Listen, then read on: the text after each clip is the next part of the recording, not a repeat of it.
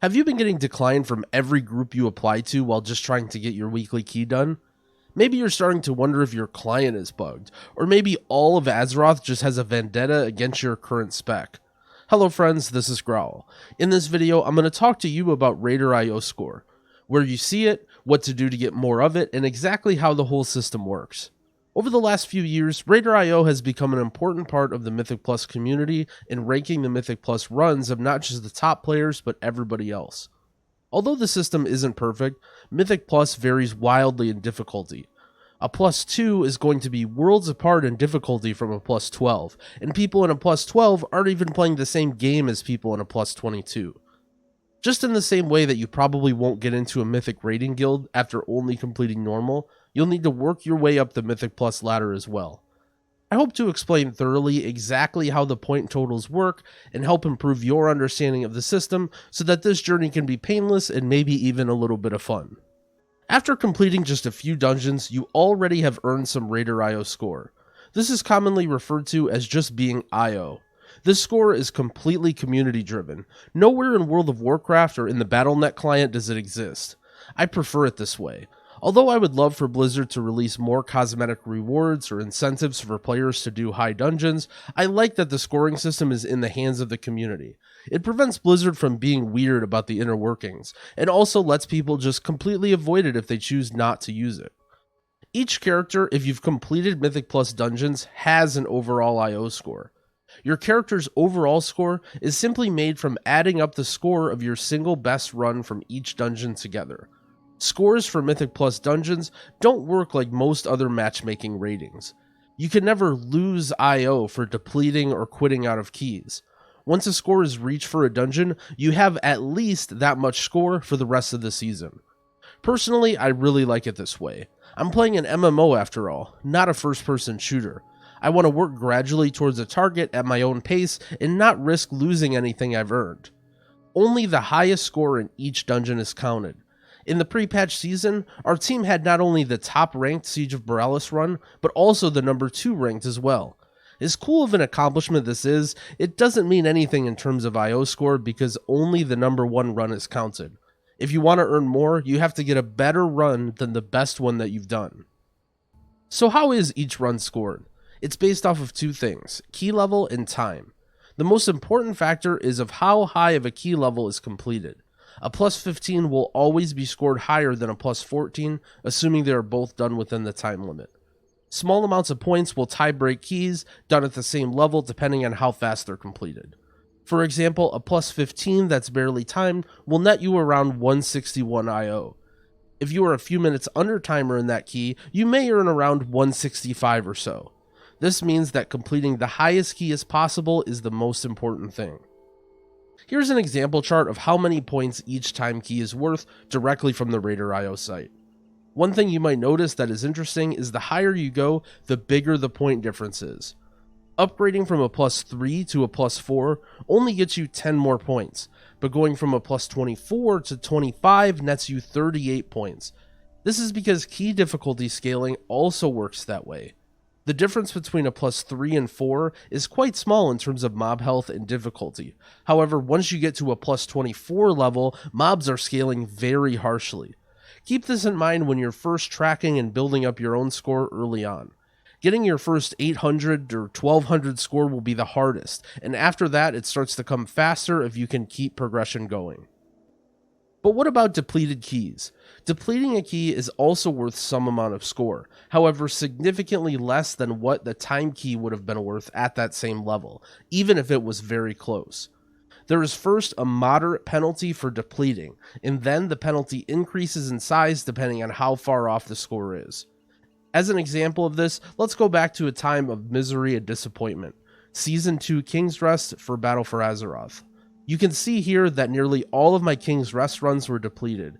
My highest score of the season was a plus 23 that was depleted by 42 seconds. Because it wasn't too far off the timer, it was still worth a decent amount of points. However, far behind what a normal time 23 would be worth. It actually wasn't even as much score as a plus 22. In every situation, a timed 22 is going to be worth even more score than a depleted 23, even just by 1 second. If you check the run history, you can see each depleted run and how much it affected the score I received. So now that you understand how individual dungeon scoring works, you already know how overall scoring works. Your overall score is simply just all of your highest scores added together. The examples I'm showing are from the end of season BFA. Keep in mind, BFA launched with 10 dungeons and later had 12, so the overall score numbers will be much higher. Let's take a look at a more realistic profile that isn't forged from 14 hours a day of nerd sweat.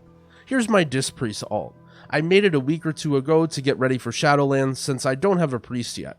I've been playing dungeons because I find them fun and I want to learn my character, but my overall score is only a little over 1,000. If I wanted to start improving the score for this character, what's the easiest way to do it?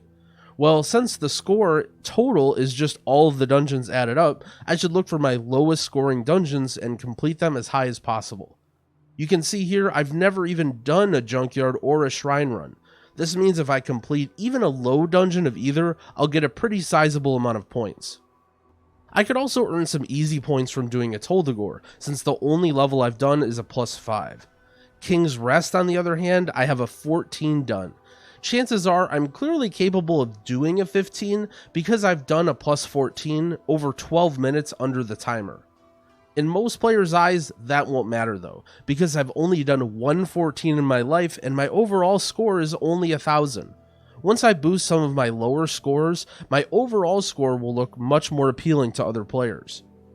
While we're here, I want to show off one of my favorite features of Raider.io, the leaderboards. Raider.io has leaderboards for everything, your spec, class, role, servers, and so on. This is a great way to always gauge your progress and set mini challenges for yourself. It might be a bit overwhelming if you're comparing your score to everyone you see, but here you can look as small as you want. I'm the 23rd rank priest healer on my server, and if I can get to 2,000 score, I'm actually in the top 10. The leaderboards are also a great way to learn. If I'm struggling with healing in dungeons, I can see which priests have healed it before. And maybe, I don't know, let's say I saw someone who had a YouTube channel, I might drop them a comment asking about it and then subscribe and like their video. Just an example. Now that you have a good understanding of how the system works, I want to mention a few things about actually using Raider.io, just from my personal experience. You probably want to link your Battle.net account to the Raider.io site. This allows you some more features like writing a profile and easy access to your character's pages. Most importantly though, it allows you to link characters together. You might be wondering, how in the world is my priest getting into 12 and 14 keys even though its score and item level is so low? This is because my priest is linked to my main account, which also has my druid, so when people look at it, they also see my main character's score and know that I'm an experienced player. On the Raider.io site, you can also view information from characters, such as their talents and equipped items. This can be useful, but also can be a bit misleading. Raider.io does their best to see what data is available, but the official WoW Armory only saves what characters log out with. This means just because you see somebody using equipment or talent setup doesn't mean that's what they're using in the dungeons. If I'm trying to learn about a specific spec, I'll open up 5 or maybe even 10 of the top players of that spec and compare all of their talents and items at the same time. This makes it less likely that I get a red herring. You can also look for contact information for players such as their YouTube or Twitch to check out their past broadcasts to see what they were using in the runs. The search box on Raider.io can be really difficult to use because WoW has millions of characters across hundreds of servers, with various alt codes and nonsense in their names. You can use the Raider.io add-on to easily see players' scores and look people up in-game. The Raider.io add-on will be available wherever you get your normal add-ons and is a great lightweight addition. One recommendation though, when possible, don't just use the preview from each person's score when you mouse over them. You can right click and then you have a new menu option available called Copy Raider.io URL.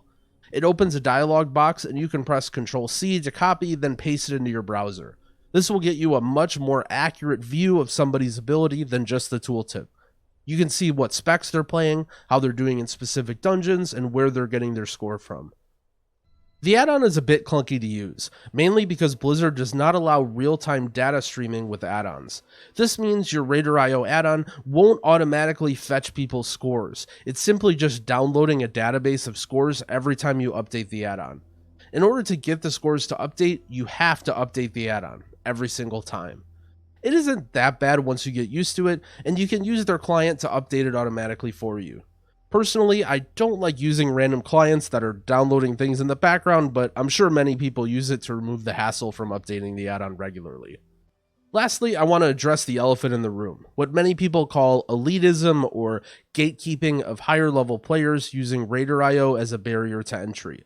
If you check the comments of articles about Mythic Plus or Raider.io, or probably even this video, you'll see a lot of people saying that this score is bad for the community. I'm not going to say that it's perfect or even a good indicator of player skill, but it's the best we have. Items in WoW aren't too hard to come by, and using item level or even just complete randomness to determine who to invite would end up poorly. You can play how you want, and you absolutely don't need to use the system to get by. It's just a nice quality of life improvement. I do see a lot of hate in the comments about elitists and group finder and getting rejected. Before you get too upset about it, just try and remember there's another human across the screen and they're just trying to do the best in their dungeon run too.